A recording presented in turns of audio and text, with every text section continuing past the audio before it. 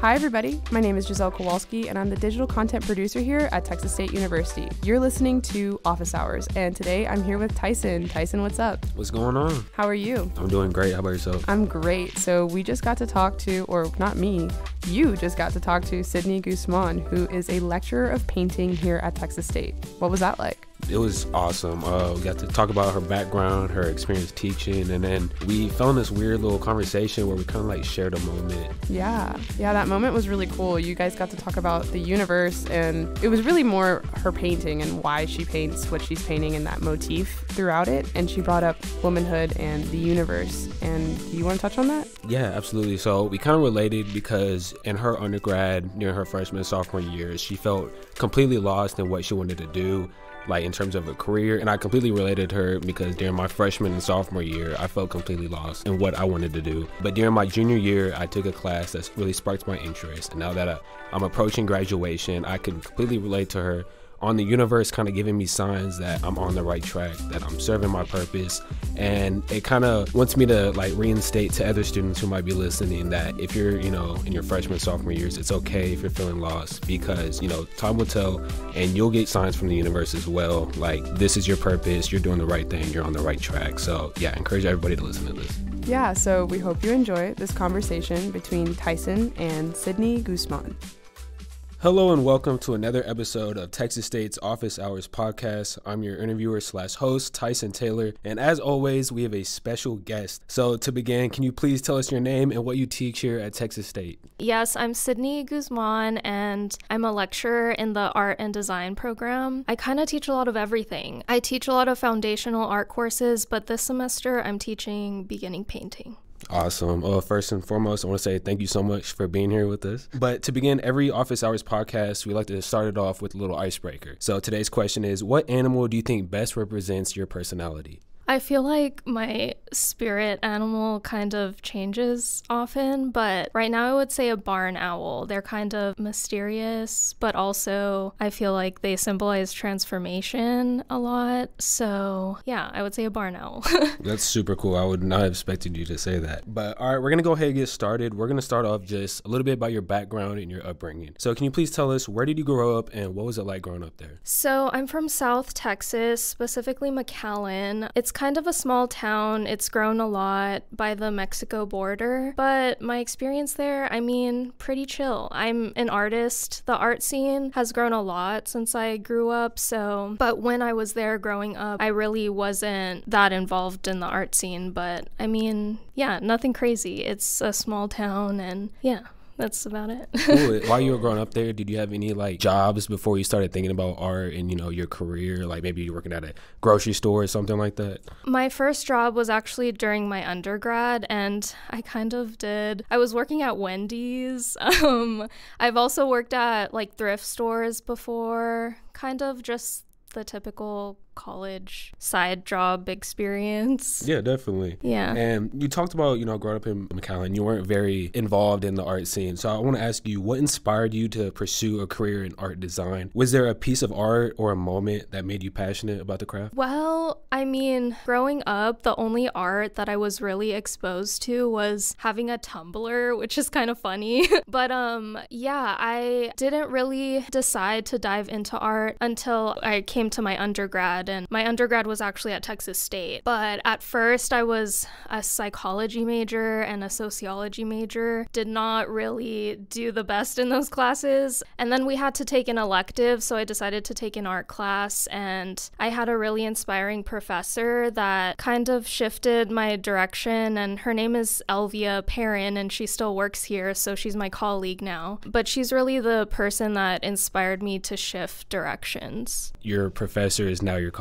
Yeah. I bet a lot of students would like to have that happen. So you came to Texas State. Can I ask what drew you to come to this university? Honestly, I really had small options just because I felt like I wasn't really ready to get out of state yet. And I feel like a lot of my friends were either staying at the university in my hometown, which is UTRGV. It's kind of a, popular college down there. And then I had a couple of friends coming here and I kind of just decided to apply. My sister was in A&M and I kind of didn't really see myself there, so Texas State was the option for me. I mean, you talked about how you started off as a psychology major, right? And then you switched to art. In what ways did your experience at Texas State influence your development as an artist and who you are today? I would say, honestly, a lot of the art community here. I feel like the artists or the students in the art and design program are really welcoming. And again, Elvia was not the only mentor that really shifted me, but she was kind of the person that started it. But a lot of my mentors, it kind of became a collab process, and every year you were growing as an artist and they were seeing your growth. It's a big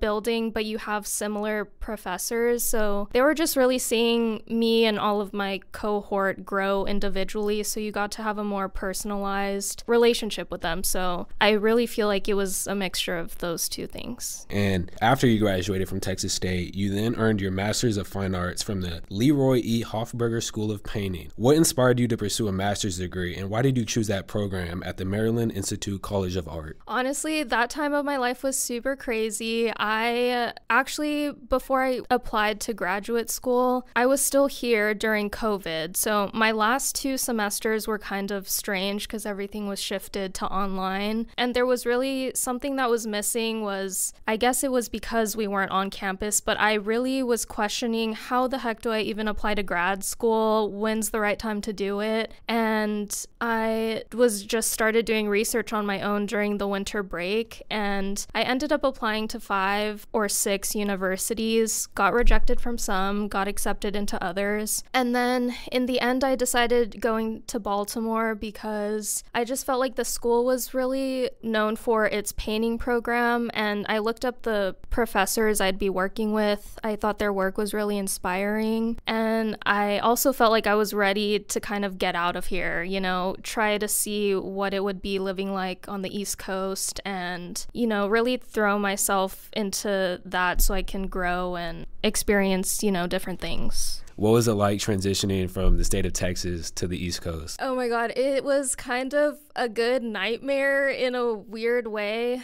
I have the same car that I've had since high school, and I literally just put all my stuff in my car, had my cat, and we drove 24 hours it takes to get to Baltimore from here. So we just drove, and I got there. My apartment was so small. It was, you know, I can't even describe. It was like the size of a kitchen. Like, it was so small. But the living situation was crazy. I mean, the culture is different. I feel like I grew kind of a backbone-ish over there. And yeah, I mean, it was wild. But I think I grew the most over there, not only in my art, but just as a person, like gaining independence and figuring stuff out when I have nobody around me that I know or can rely on. And when I started making friends in my program, they really like helped me whenever I needed assistance or, you know, somebody to rely on.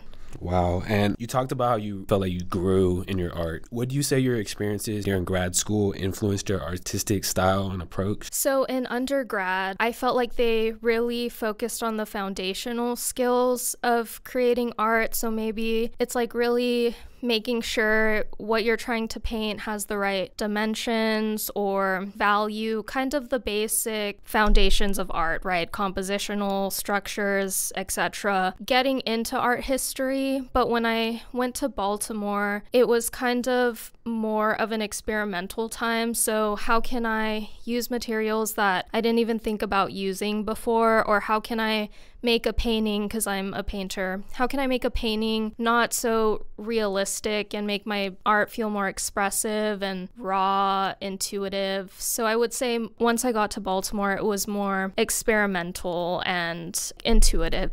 All right, so thank you for sharing with us your background. Now we're going to get a little bit into your personal work. You also are a professor, but you're also an artist. So it's okay to brag if you feel like you need to, but your work has been featured in prestigious venues such as the Peel Museum, the Lazarus Gallery. Did I say that correct? It's Lazarus. Lazarus, thank you. And several more. What does it mean to you to have your work showcased in venues like these? Honestly, it means the world. The Peel Museum was kind of our cohort thesis show, and it was organized by the Leroy Hofberger School of Painting. But just the fact that it was in this museum where other artists have shown before, it really does mean a lot. I'm still in the beginning of my career, so I still apply to a lot of different shows and even local. I'm super excited because I have my first solo show in April this year. I'm very excited. It's at Ivester Contemporary, but also no matter where I end up showing, whether it's like a nonprofit or somewhere, you know, in an outside city in Texas, it really just feels amazing having the opportunity for people to see your work and meet other artists if it's a group show. So it really comes down to the community, and then having people see the hard work that is behind the scenes that you're making is really the best part. Were there any memorable moments from any of your exhibitions? Yeah, so last year, this was a nonprofit. It's Contra Common in Bee Cave, Texas, kind of, you know, maybe 20 minutes away from Austin. That was a group show, so everybody from Texas could have applied. And that night is very memorable for me just because I met so many amazing people. But yeah, openings are so fun. All the artists typically show up, and everyone, there's like snacks, and we're all meeting each other. And I don't know, it's really I know I kind of said this, but it's really the community and the people that you meet that makes it fun. And you still said you're young in your career, but as of right now, are there any recurring themes or narratives that you explore in your art? Yes, and I feel like this is always an artist, or at least for me, it's always a challenging question because I feel like I'm always shifting. I think my work is different but the same, if that makes sense. And I feel like my work is a lot about womanhood and my experience as a woman. I do a lot of self-portraits, but it's not only that, it's also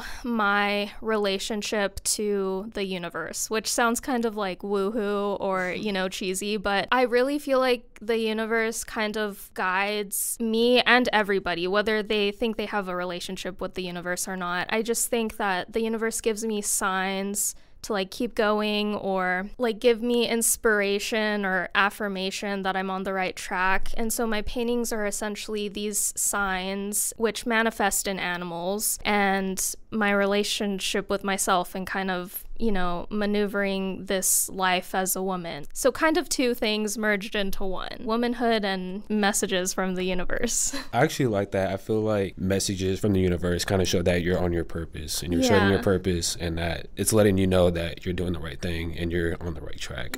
But like you said, you explore womanhood and then other things like animals. But what do you hope viewers take away from experiencing your artwork? I hope to an extent that people can relate, as I think a lot of artists do, but because my paintings are self-portraits, I do understand that, you know, maybe it could be harder for somebody to relate, but I hope that somebody could appreciate the rawness of navigating the world, whether you're a woman or not. And also, I'm a very material, like heavy, thick painter, so if maybe the meaning behind the work doesn't resonate with somebody, just appreciating the painting would make me happy, you know, just the mark making. So yeah. Absolutely. And now we're going to talk a little bit about your teaching career that you just entered. First and foremost, I just want to know, is there a public art piece on campus that you enjoy most? Like you walk by and you're like, wow, that's beautiful. Well, God, I'm really bad with names, but there is that sculpture that's right outside the building that was just added last year. I went to the artist talk. Minerva, yes. I went to his artist talk and it was amazing. He was talking about his time going to Europe and, you know, actually building it. But there's also an abstract sculpture on the opposite side of the building. I mean, even when I came in the lobby, there was a painting by the elevator. I was like, wow, this is amazing.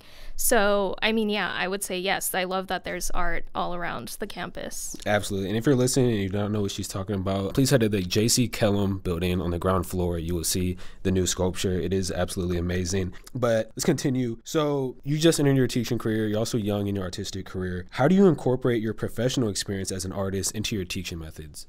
I really just try to be as honest as I can, being back here, or having learned from my mentors around me and then going to Baltimore, learning a lot more over there and then coming back, I feel like I'm able to fill in some gaps that I feel like I didn't quite grasp on or really zone in or be exposed to. So yeah, I feel like that experience kind of helps me be as honest as I can with my students about how it is being an artist once you get out of here, and the challenges with that, and also the positives with that. And yeah, just as honest as I can with my students, explaining the hardships of being an artist and motivating them to be their truest self, because once you get out of here, you kind of don't have that. I mean, unless you are involved in the art community, it's hard to keep going when you are used to having critiques all the time and a mentor that you see every day. So really also just trying to get the students to be as confident as possible so that once they get out of here, they will succeed. As a student myself, I can really appreciate when professors are, very honest and transparent about the real world when you leave here, because some, professors might sugarcoat it, might give you the wrong impression. But yeah, as a student, I can really appreciate that. And like we mentioned, you went to Texas State for your undergrad. What is the most rewarding aspect of teaching at your alma mater? Funny to me. It's cool that I'm back here. I feel like Texas State feels like home. I love the art building. Hopefully in the future, I think that this is a good way for me to learn how to teach, because just because I'm an artist and I paint, that doesn't mean that I'm automatically going to be the best teacher. So I feel like I am comfortable with my colleagues around me because I had them as mentors, and just having them help me learn how to teach and shadow them has really helped me be a better lecturer, I feel. But it's amazing. I love this campus. Final question. What advice would you give to aspiring artists, especially those at Texas State University? I kind of already mentioned this, but I would really say just trust yourself. Trust your gut feelings that you have in your art career, but also, in life in general. Just trust yourself and keep going. If you really care about art, or no matter what career you're in, because not only artists are listening to this, but if you really are majoring in something that you care about, just keep going, even if there's challenges, because you'll be successful. So I would say just don't give up. Absolutely. Well, that is all the time we have today. I want to thank you so much for coming again, and have a great rest of the semester. Yes, thank you. Thank you for listening to this episode of Office Hours.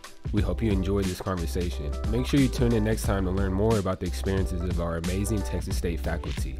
Also, remember to follow us on our social media at TXST. This podcast is a production of the Division of Marketing and Communications at Texas State University. Podcasts appearing on the Texas State University Network represent the views of the host and guests, not of Texas State University. Once again, I'm Tyson, and I'll see you next time.